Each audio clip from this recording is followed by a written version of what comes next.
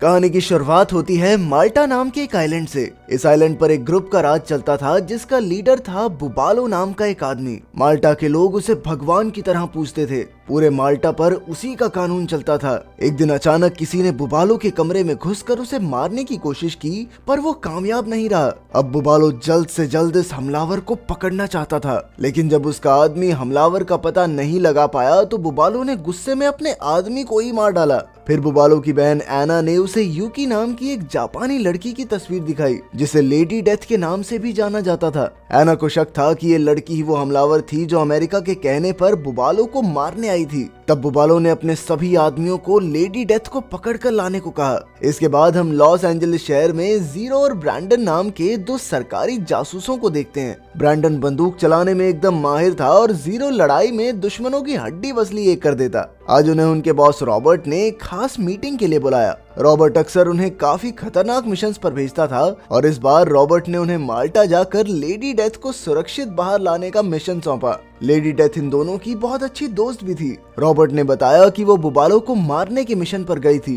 पर कई दिन से उसकी कोई खबर नहीं आई और अब बुबालो हाथ धोकर लेडी डेथ के पीछे पड़ा है। इसीलिए रॉबर्ट चाहता था कि ब्रैंडन और जीरो लेडी डेथ को बचाने के साथ साथ बुबालो और उसके 5 खास आदमियों को भी खत्म कर दें। ये सुनकर वो दोनों जोश में आ गए और बिना समय गवाए माल्टा की ओर निकल पड़े। जल्द ही बुबालो के अड्डे पर पहुंचकर ब्रैंडन अपनी राइफल के साथ तैनात हो गया और इधर जीरो गार्ड्स के भेस में अंदर घुस आया। वहाँ एक शानदार पार्टी चल रही थी जहाँ जीरो बड़े आराम से गार्ड्स में मिल गया। तभी उसकी नजर बुबालो के खास आदमी फावा पर पड़ी। उसने जाकर फावा से कहा कि बुबालो उससे छत पर मिलना चाहता है। उधर ब्रैंडन को एना दिख गई, लेकिन उसके साथ एक बॉडीगार्ड भी था। इधर जीरो ने बुबालो की दूसरी साथी कैटरीना को भी देखा और उसे भी छत पर जाने को कहा। वहीं ब्रैंडन ने बुबालो के एक साथी मस्कैट को देखा और सीधा गोली मारकर उसका काम तमाम कर दिया। जल्द ही जीरो ने उसकी लाश ठिकाने लगाई और इधर जैसे ही फावा और कैटरीना छत पर आए, ब्रैंडन ने उन्हें भी ऊपर पहुंचा दिया। अब उन्हें सिर्फ एना, डॉक्टर जोरिन और बुबालो को खत्म करना था।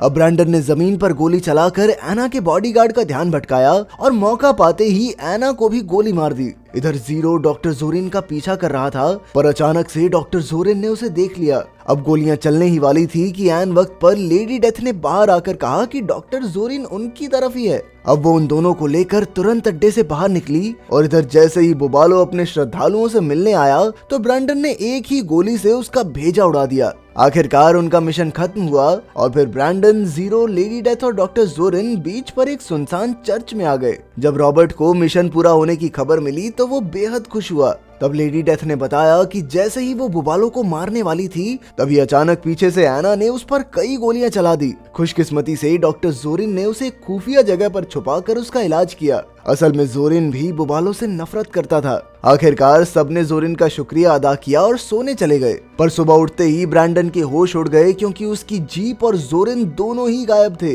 जोरिन ने उसका लैपटॉप और खुफिया फाइल्स भी चुरा ली थी और वो सीधा एक कैफे में पहुंच गया, लेकिन वो ये नहीं जानता था कि जीरो भी जीप में पीछे सो रहा था। जोरिन के उतरते ही जीरो भी उसके पीछे हो लिया। जीरो ने अपने एक साथी पीट को फोन किया जो एक कंप्यूटर हैकर था। उसने पीट से पता लगाने को कहा कि आखिर जोरिन लैपटॉप पर कर क्या रहा है। जल्द ही पीट ने पता लगाया कि जोरिन ने लैपटॉप से कई खुफिया फाइल्स चुरा कर अपने फोन में भेजी थी और अब वो ये सारी जानकारी कैस्पेन नाम के एक आदमी को बेचेगा। ये सुनकर जीरो ने तुरंत इसकी खबर ब्रैंडन और लेडी डेथ को दी और जल्द ही वो सब भी उस जगह पहुंच गए जहां जोरिन कैस्पेन से मिलने वाला था। कुछ ही देर में कैस्पेन वहां आया और जोरिन ने जानकारी वाला फोन उसके हवाले कर दिया, लेकिन वो कहां जानते थे कि लेडी डेथ कैस्पेन की गाड़ी के नीचे छिपी हुई थी। उसने अचानक जोरिन को गोली मार दी, लेकिन कैस्पेन ऐन वक्त पर वहां से भाग निकला। इसके बाद वो तीनों अब एक होटल में आकर रुके। तब लेडी डेथ ने उन्हें अपनी असली कहानी बताई। असल में बचपन में ही उसके माँ बाप मर गए थे और तब कैस्पेन ने उसे गोद ले लिया,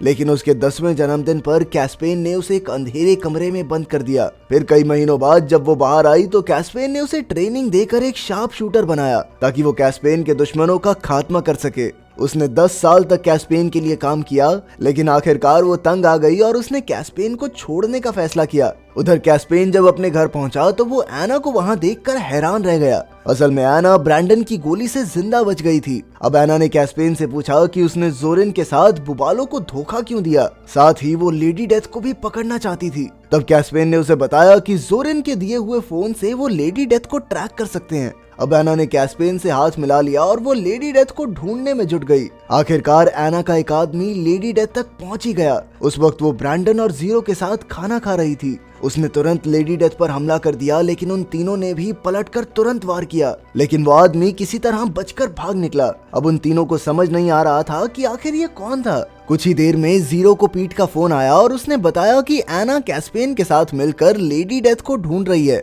असल में डॉक्टर जोरिन ने लेडी डेथ के फोन में एक ट्रैकर लगाया था और उसी की मदद से एना का ये आदमी उन तक पहुंचा था। ये सुनकर लेडी डेथ, ब्रैंडन और जीरो ने अपने अपने फोन तोड़कर चकनाचूर कर दिए, पर तभी उन्हें एहसास हुआ कि उन्होंने रॉबर्ट को तो खबर ही नहीं की और अब वो उससे बात कैसे करेंगे। अगले दिन हम देखते हैं कि रॉबर्ट पीट से मिलने गया और वो काफी परेशान था, क्योंकि कल शाम से उसकी ब्रैंडन और जीरो से बात ही नहीं हुई थी। तब पीट ने उसे ट्रैकर के बारे में बताया, लेकिन रॉबर्ट को अब भी लग रहा था कि कुछ तो गड़बड़ है। इसीलिए उसने पीट के साथ खुद माल्टा जाने का फैसला किया। उधर ब्रैंडन और उसकी टीम को एक गाड़ी मिली जो उन्हें एना के उसी आदमी की लग रही थी, लेकिन एना का वो आदमी तो बिल्कुल उनके बगल में था। अचानक वो इनके पीछे पड़ गया और धुआंधार गोलीबारी होने लगी। खैर अंत में जीरो और ब्रैंडन ने उसे चकमा देकर पीछे छोड़ दिया और वो तीनों सुरक्षित जगह पर आ गए। अब उन्हें समझ नहीं आ रहा था कि आखिर एना का ये आदमी अब उन तक कैसे पहुंचा। फिर उन्होंने लेडी डेथ के गोलियों के घाव देखे और उन्हें एक घाव पर शक हुआ। जब उन्होंने टांके खोले तो उसमें से एक ट्रैकिंग डिवाइस निकला।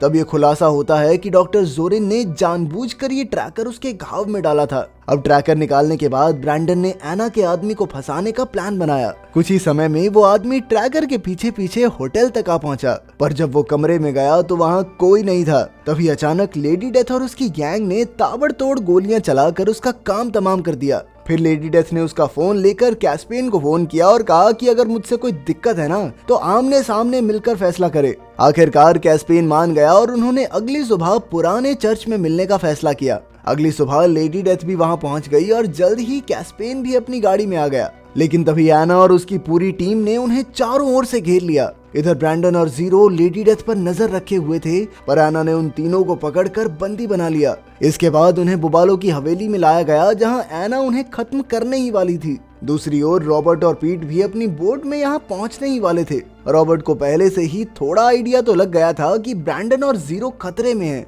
इसीलिए उन्होंने हवेली के सीसीटीवी कैमरास हैक कर लिए। तब उन्होंने देखा कि एना ने उन तीनों को बंदी बना रखा था। अब पीट सीसीटीवी कैमरास की मदद से रॉबर्ट को रास्ता बताता रहा और रॉबर्ट एक एक करके गार्ड्स को मारने लगा। वहीं लेडी डेथ को कैस्पेन और एना के सामने लाया गया। कैस्पेन उसके धोखे से काफी गुस्से में था और अचानक उसने लेडी डेथ के सर पर बंदूक तान दी, लेकिन वो भी कोई कच्ची खिलाड़ी नहीं थी। उसने तुरंत कैस्पेन का हाथ मरोड़कर बंदूक छीन ली और सबसे पहले एना को ठिकाने लगाया। अब वो कैस्पेन को भी मौत के घाट उतारने ही वाली थी कि अचानक कुछ गार्ड्स ब्रैंडन और जीरो को पकड़कर वहां ले आए। उन्होंने लेडी डेथ से कैस्पेन को छोड़ने को कहा, वरना उसके दोस्त जान से हाथ धो बैठेंगे। अपने दोस्तों की जान बचाने के लिए लेडी डेथ ने कैस्पेन को रिहा कर दिया, मगर जैसे ही कैस्पेन भागा तो अचानक वहां गोलियां चल गई। ये कोई और नहीं बल्कि रॉबर्ट और पीट ही थे, जो अपने साथियों को बचाने आए थे। अचानक चारों ओर से भयंकर गोलीबारी होने लगी और बेचारा पीट डर गया और ऊपर वाले कमरे में भाग गया। पीट भी कह रहा होगा, भाई तुम्हारा कंप्यूटर चलाता, गोलियां नहीं।